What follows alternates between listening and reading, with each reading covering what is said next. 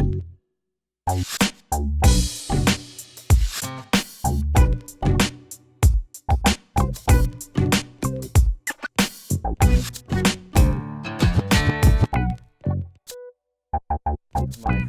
I'm pleased to be here with you to share some thoughts and some ideas of what I've gathered over the years, and in particular what we're kind of working on at the moment within Tesco.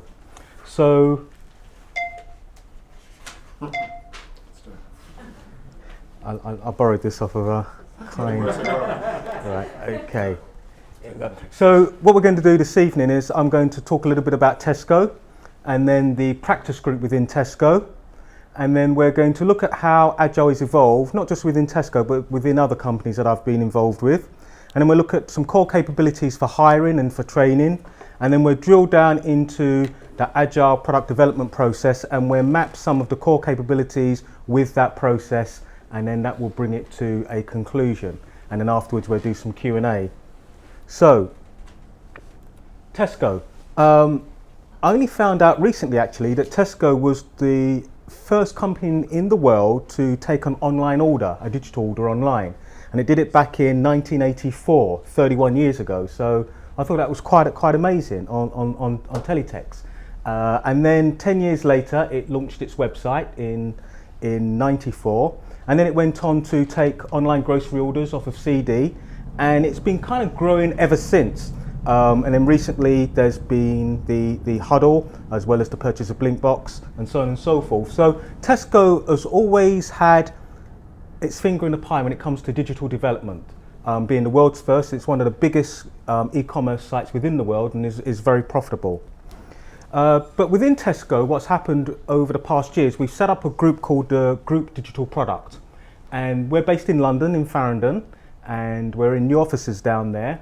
And the purpose of that group is it's a centre of excellence.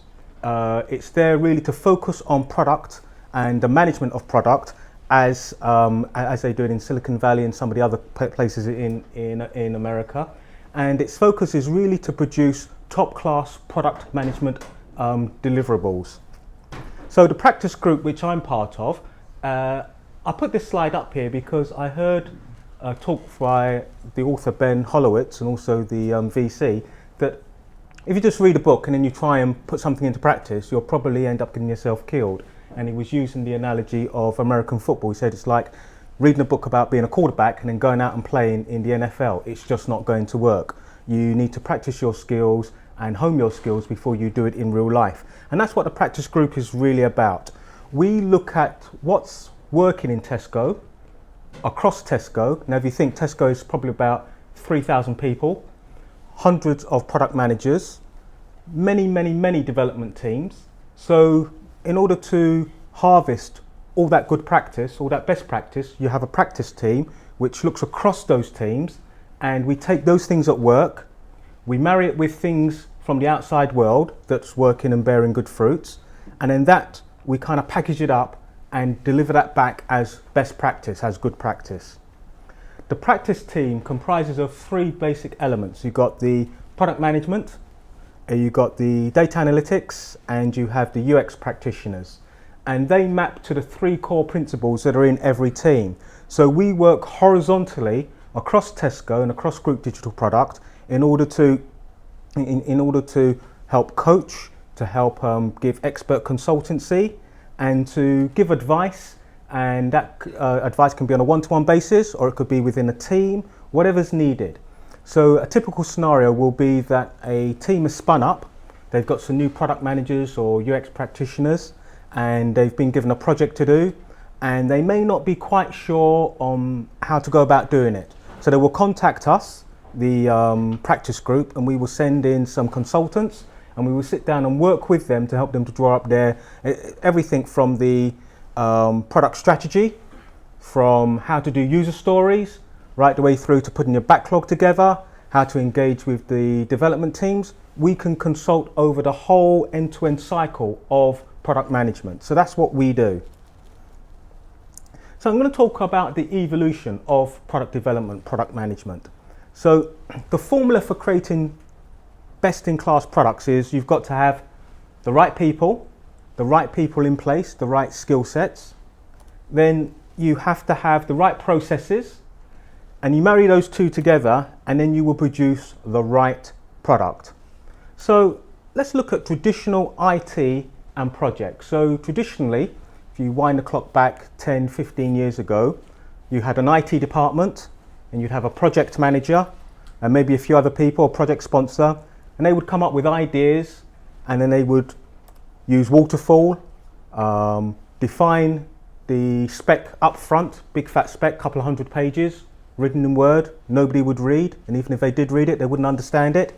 And then they would deliver a product, and that product would not really be optimized for the customer, probably wouldn't meet the customer needs.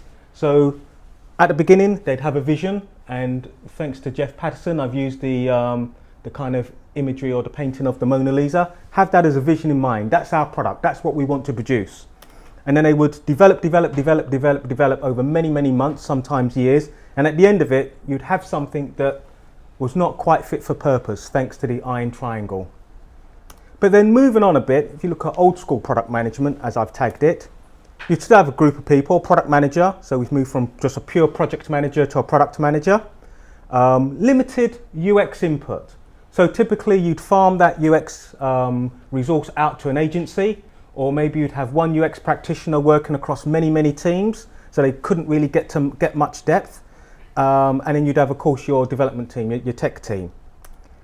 You'd use a combination of Agile with waterfall, so you define everything up front again, big fat document, and then you would deliver it in sprints. But the problem with that, as you know, is that the customer needs kind of fell by the wayside. When you first, 18 months, 2 years ago, you did that first initial analysis, you think, yes, we've captured what the customer needs. Right, put it in a spec and you run with it, but then what happens as you go on, you compromise on scope, time's against you, compromise on quality in order to hit that deadline, and you get a kind of Mona Lisa, but at the back you've got that sunny kind of Caribbean island. She's wearing a necklace and a blouse, not quite sure whether she had that in real life. And then you talk what I tag as new school product management. So here you have a product manager. Product manager is not overstretched because you have UX practitioners, the right amount, the right ratio, data analysts, program manager to help to join up all the dots and to sort out the dependencies, and of course your tech team. And here use a combination or a hybrid of lean and agile. So you're using build, test and learn, delivering in incremental sprints. And the outcome, you pretty much got a product which the customer can identify with, which meets the customer's needs. And why? Because you're iterating at each step. Today, as I was going out to lunch, I came down the back entrance and we've got some UX labs, some test labs. And I popped my head around the corner and just said hi to one of the product managers that was there and said, how's it going? He said, fine. How many people you had? Had half a dozen this morning. I said, so where's the team? Now, they've run off in order to build a next iteration to test with the people in the afternoon. So that's typically that test, build and learn cycle. They've taken some very quick and dirty prototypes, put it in front of users. They've learnt from that. They've gone back to their desks. They've developed on that, iterated on it. And in the afternoon, they're going to put the iteration in front of users to see what the results will be. I'm going to now look at some core capabilities for product management. So we have within Tesco, within Group Digital Product, we've got some expert recruiters who are really pretty sharp people when it comes to filtering CVs. When we do our interviews, we typically interview between 4 and 5 times, depending upon the level of the individual, and we each take a capability to actually interview that individual with. And we get back together after the interview where we have a kind of wash up, what we call, and we don't talk to one another. We don't sort of say that candidate was good or bad or what have you. We don't say anything at all like that. We may sort of say, well, test them on X or Y, but we don't actually get into detail on our opinions. When we get into the room, we all vote secretly, and we say the person we're really strongly inclined to hire them, inclined to hire them, not inclined to hire them, or strongly inclined not to hire them. Those 4 votes. And then after everybody's voted, we have a discussion and then we vote again. And typically what that does, it enables two things. One, it enables the individual who's being interviewed to understand what they're being interviewed on, and they can go into depth on that particular subject, that particular area. And two, having that discussion means that you're not blinded. Because too often you can be in an interview and it's like, well, oh, you went to Kingston University too, did you? And you get into a conversation on something that's got absolutely vaguely related to the job in question, but then you build up a rapport with that individual, and that biases your opinion. So going through this method helps to filter out those personal aspects, those kind of any preconceived ideas, and helps you to get to the bottom of the actual task at hand. And that's, was that person good at, let's say, with where your capability was backlogs, has that person managed the backlog? Do they know how to prioritize a backlog? And you had to actually have to defend your opinion based upon the criteria that you're interviewing in. And this can also be used for personal development as well. So we have a framework with 6 capabilities, and we test and we evaluate the knowledge, skills and expertise of each candidate across these 6 capabilities. And I'm going to go through each one now. So first of all, judgment. Everybody who we interview, they really need to have good judgment. They need to be able to make good decisions. And good decisions sometimes in the absence of data, because you don't always have the complete picture. And those decisions could be things like you're going to prioritize a backlog, but you may not have all the information that you need. It could be that you're sitting down working in your cross-functional team and the developer says, hey, product manager, just come and have a quick look at this. So you have a look and they say, in IE, it behaves like this, but in Firefox, it behaves quite a little bit differently. How long is it going to take to fix that? Well, probably a day, day and a half. You've got to make a decision within your mind. Is it worth 1 to 1.5 days of development effort to fix that difference in between the two different browsers? So that's what we mean by making judgments, making decisions. But decisions on their own have to be carried through. And that's where we have impact. And what I mean by impact is not physical impact here, but business impact. It's good sometimes you're interviewing somebody and they tell you a really good story about how their company did this and how their team did. But the question is, what was your contribution to that? What was your contribution to that product or that feature that was launched? That's the key question, not how great the team was, but what was your contribution to it? And impact as well for all practitioners, all of us. We all get bombarded with emails, we'll get bombarded with meetings. You've got to still make an impact. You can spend your whole career going to meetings and answering emails and really not make an impact on anything if you're not careful, if you don't manage your time properly. So at the end of the day, what we're looking at is, how did you impact your KPIs on the features and the products that you were in charge of? What's the P&L of your business unit at the end of the year? Well, did you have a personal impact on that P&L? And what's your net promoter score? Are more customers saying that they like your product after you've worked on it rather than before? These are the type of things that we look for when it comes to judgment and impact. Do they do the right things, make right decisions, and do they have an impact on the business? And those are the type of people which I believe every good company wants to work for them. The second and third ones are customer insight and being data centric. So with customer insight, we need to keep the customer at the center of everything we do. Customer feedback. Too often in organizations you have the HIPPO. You know what I mean by HIPPO, yes? The highest paid person's opinion, or the highest paid person in the room. So I'm sure you've been in situations like this where you've gone out and you've done some testing, you come back with some flats or designs or a mock-up, and you show it to some directors or senior management, and they say, well, can't you move that button over here? Or, not quite sure I like the color of that button, can you perhaps change it? Or shouldn't we change the legend? Well, with all due respect, what qualifies that director or that senior manager to make that decision? Because you've employed some UX designers to work with customers to work out the most efficient journey. You've employed UI designers to design with beautiful colours to visualise those wireframes. The product managers worked hard to find out whether this is the type of product that customers will really want to use. Not can they use it and figure out how to use it, that's one, but will they actually use it? And then you put it in front of a director and they say, well, I don't like the colour of that. Well, we've just spent hundreds of hours testing it with loads of users. We really ought to go with what the customer is saying rather than internal opinions. So that's what we mean by HIPPO. And again, these are things like looking at customer and looking at the data. When we look at our stats, are people dropping off at a certain point in the journey? If they are, then perhaps we need to focus on that area of the site or the app and redesign it. Are there unfulfilled needs?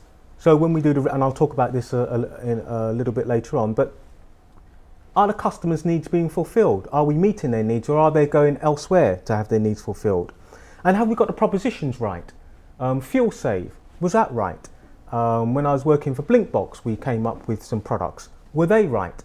And the only way we can really know that is by constantly testing and working with our customers and looking at the data to make sure that we're investing in the right products and the right features. Now we've got the bases, the foundations, the data, the customer insight, judgment and impact.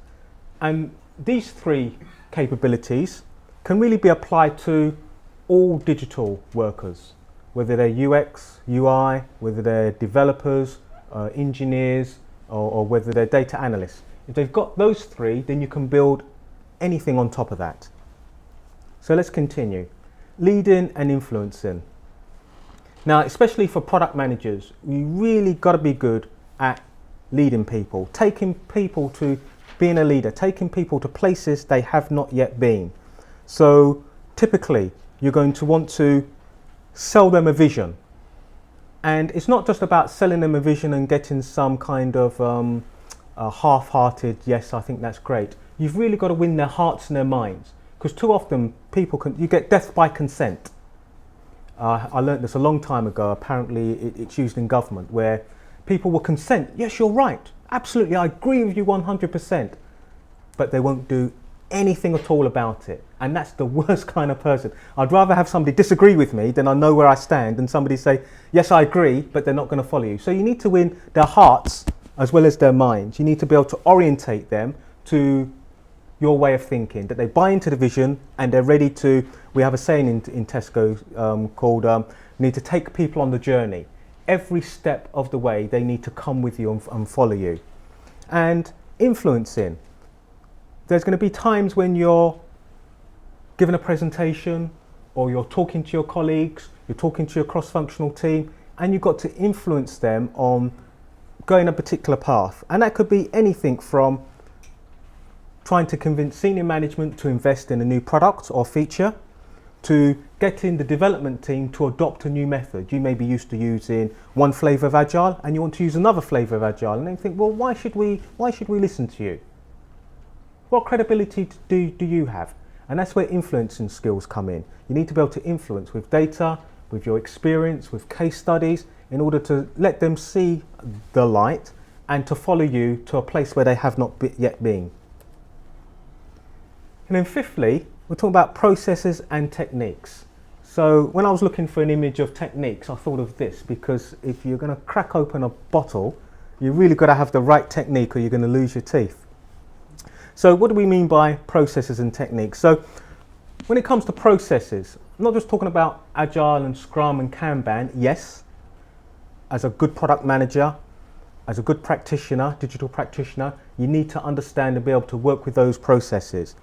But also the processes, if you're working with a huge organization like Pearson or Tesco or Google, you're going to have to navigate around that organization.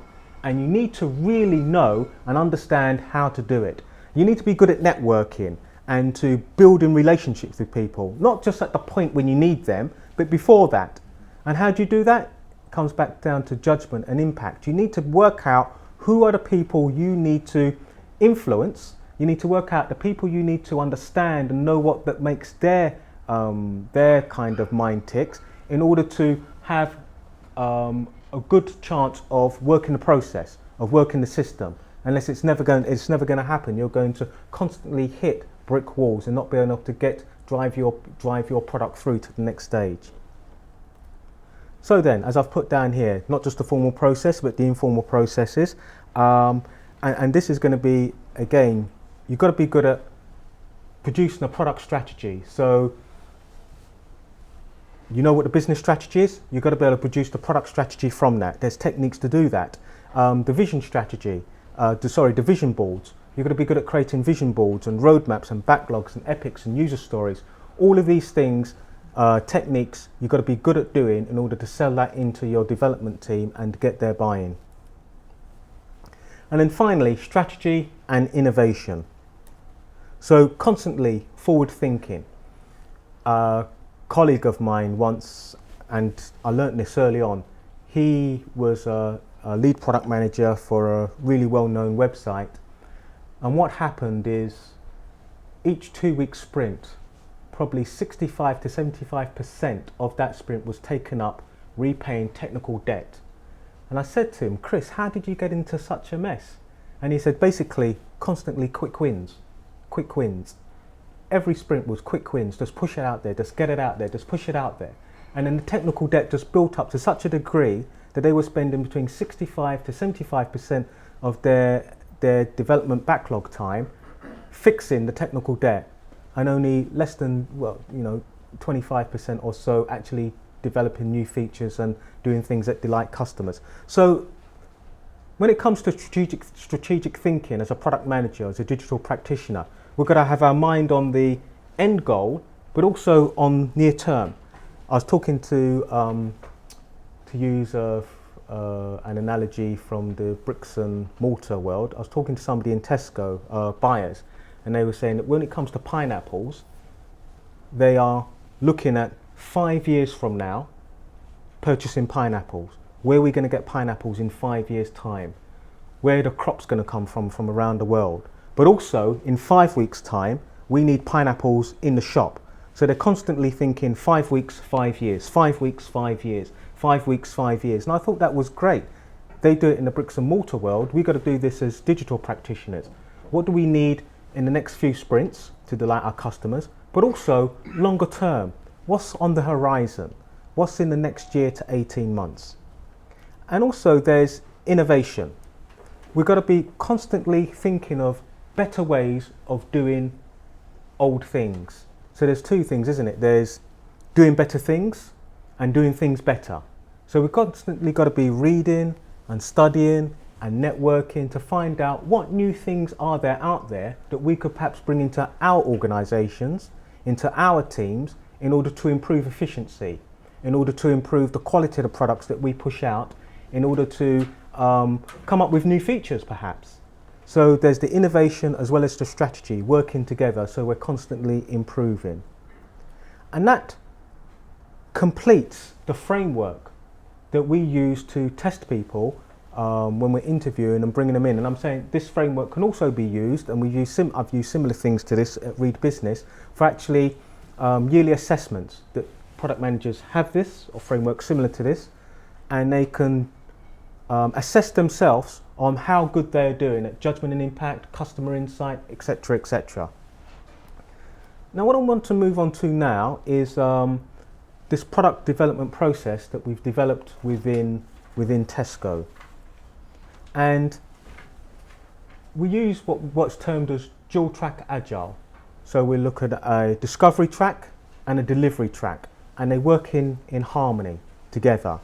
And the first part of the track is about making the right product. So it's the product manager's job, working with the team in a collaborative way, to identify the right product to be made. Now, first of all, I don't know, can you read this? No? All right. So the first box here talks about context. And what you've got is, we've got to be data-driven, customer-centric, and business hypotheses. So everything we do at the very, very beginning, we've got to think of those three things. The data, what is the data telling us? The customer, what are the customer's needs? And the business hypotheses, the business strategy, what direction is the business going in? And once we've got those three, we then can analyze this and look at opportunities.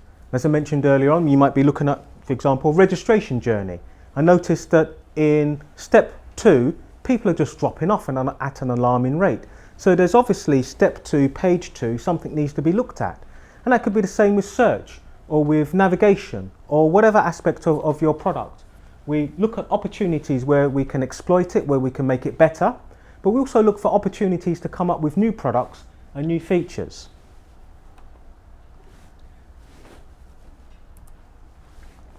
And then once we've done that, we go into the envisioning stage.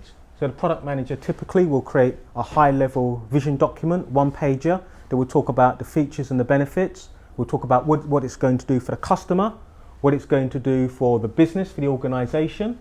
And once we've done that, we go into we create an epic, high-level epic. And we also alert the business, because some products that we build could be internal products. So it could change the workflow of the business. And then in the cheapest possible way, we test it. So we take the epic and we decide whether it needs to be validated. Some things that we find, maybe for example, it's a no-brainer, so we don't have to go through this process. Or it could be something that's legal, so we have to do it because legally we just have to stick to legislation and do it. So, but if we decide we need to validate it, we work with the UX team and build a mock prototype. We take that prototype out and we test it. But we decide how long we're going to test it for. We say, typically I'm talking about here a week, 2 weeks. So quickly build it, 2-3 days using Balsamiq or Omniture or one of those tools. And we test it with customers, real customers in labs, or we bring them in to test it. And we iterate. And every time we iterate, we may tweak it based upon customer feedback. At the end of that 2 weeks, we decide whether we're going to stop and just call it a day. It's not a feature or a product worth investing money in, or we move to the next stage, because we would have a bucket load of ideas and we only want to invest quality money, quality resource in those ideas that's going to give us a good return. So it's important that we're ruthless here and say, let's kill it quickly and move on to the next one. But if we do decide to move on and invest in it, what we do is we go to the planning stage where we call in more people. Now, we've been working in a collaborative way all along. So this is not the first time the tech lead will hear about this. But formally, we have a meeting with the tech lead, with the solutions architect, and with the data people, and we say, this is what we're thinking of doing. Let's have some estimates, some high-level estimates. That, based upon the value it's going to do for the customer and for the business, allows the product manager to prioritize it on the backlog.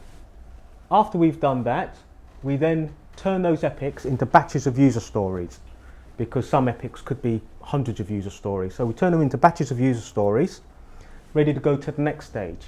We take those user stories and we have the UX team work to whether it's a high fidelity prototype, whether it's a wireframe, whether it's a journey, whatever it is, they will create it.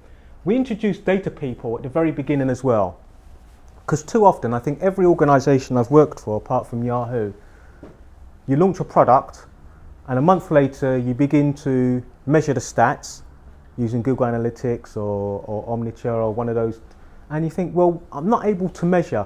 I know that 20% of my users got back to the home page from this landing page, but what one of the 3 or 4 links on that page got them back to the landing page? Well, we didn't tag it up properly, because we was in a hurry, because we waited to 2 or 3 weeks before we were going to launch, and we went to the data people and said, can you put some tags on the website?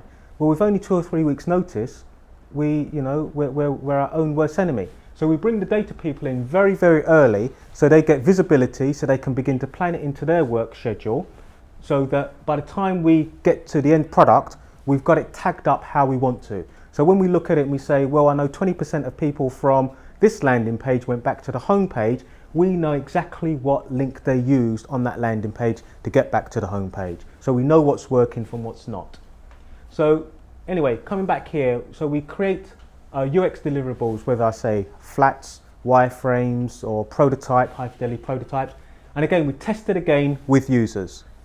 And when we test it with users, we make a decision. We either need to iterate and go back and tweak until the users are happy with it, or we say to ourselves, stop, we're going to call it a day. It seems like it's just not going to work. Or if we are happy, we move on to the next stage. And the next stage is really talking about making the product right. So up until now, if we were to go back, we have not cut any code. The developers haven't, it's not gone into sprint planning, no code has been cut. But now we're ready to cut code. So what's happening here? So we give it to the development team and they will take it into sprint planning. They will estimate it using all the traditional Agile Scrum methods, but they will work and develop it and then make a deployment. And when I say make a deployment here, this could be in an internal staging site or a test site that you can test it. We test it with users again. Either we send them an IP address or we send some tools to them that they can get in and they can test it and we can monitor to see how they're using it. Or we bring them into a lab and they go through some test scripts within a lab. Then we make a decision. We say to ourselves, if there's enough functionality, can we A/B test it? Or does it need to go back and we need to iterate again and keep on tweaking it until it's fit for purpose? Or should we kill it and stop? Because it seems like it's just not going to work. Because with the elapsed time, it could be that we've missed a window of opportunity. So we'd rather kill it than release it. And when we release it, it's something that's not fit for purpose because the time's moved on. But if we do decide to A/B test it, then we say to ourselves, we start off with a small 5% of users and we gradually build up until we get to the state where we say to ourselves, what are we going to do? Do we need to iterate? Because we may test with 5% of users in Newcastle and it's working fine. Then we test with 5% in Southampton, it's not working fine. So then we need to make a decision. Do we need to iterate again? Or do we increase it or change geography? Perhaps we need to change demographic.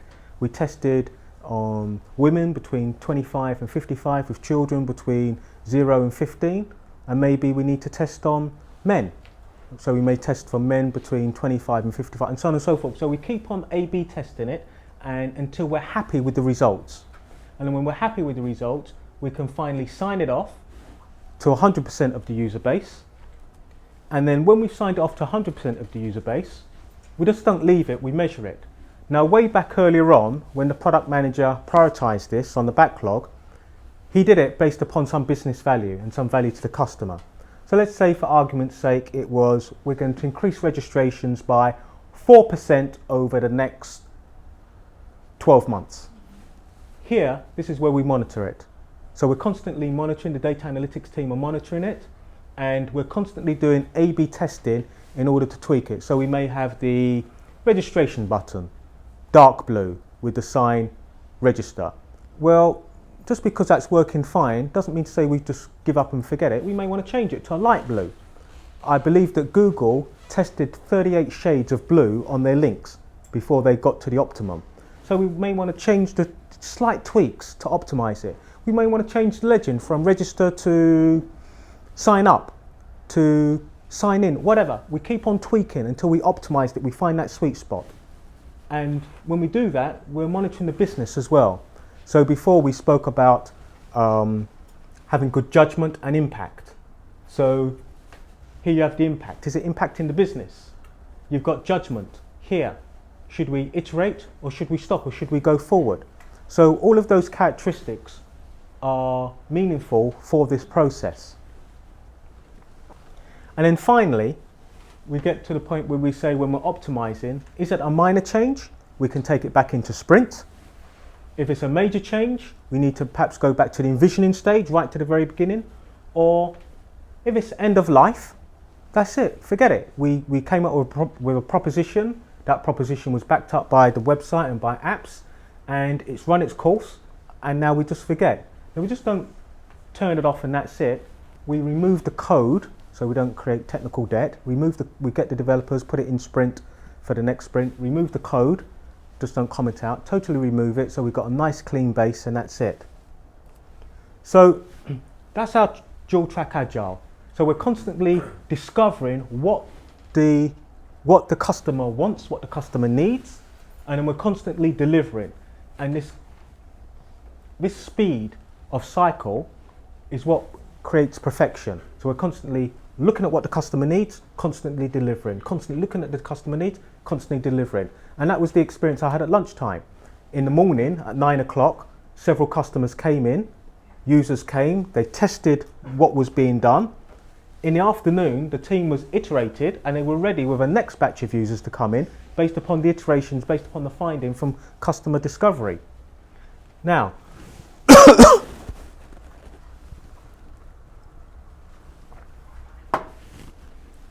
that was just a single track of a single feature or a single proposition. But as product managers and as practitioners, there could be many of these going on at the same time. And then if you're somebody senior in the company, perhaps a head of, or director, or a program manager, there's multiple of these going on at the same time. So we're constantly looking at testing and learning, discovering and delivering. And that's going on throughout the whole of Tesco all the time. So there's a hell of a lot of things happening all at one time. So in conclusion, just a few more points. Creating great products. You need the right people and the right process. Right people, we have rigorous recruiting mechanism which we've gone through with those 6 capabilities. Those 6 capabilities can also be used for career enhancement, looking at oneself and saying, how's my judgment and impact? How's my influence and how are the things that I'm doing? The right processes. The process which I've shown you here, we iterated on this probably for quite a few months and teams are beginning to embrace it. Not every step in the process has to be adhered to. It's not like it's not something you follow slavishly without thinking about it, and this is where judgment comes in. You may want to bypass a process. The whole idea is to increase confidence that you're doing that which is right for the business and right for the customer, and decrease risk that you're putting the business at risk to lose money, to lose revenue, and risk that you're going to produce something that the customer doesn't like. So that's the whole idea of that process, but you have to put judgment with it. And then finally, when it comes to the way we operate, we use a combination of tender loving care and tough love. I'd like to put it that way. When it comes to our staff, we treat them with tender loving care. But when it comes to customers and producing something for the customer, it's definitely got to be tough love. We won't produce something that the customer is not going to delight the customer or the customer does not love. And the whole idea of us doing assessments is so that we can identify the gaps, both internally within the way we practice, and then we work to fill those gaps and identify gaps within the customer's experience and work to produce products and features that fill that gap so that the customer has a really seamless and a delightful and a great experience, and that we can capitalize on that and have repeat business. That's it. Any questions?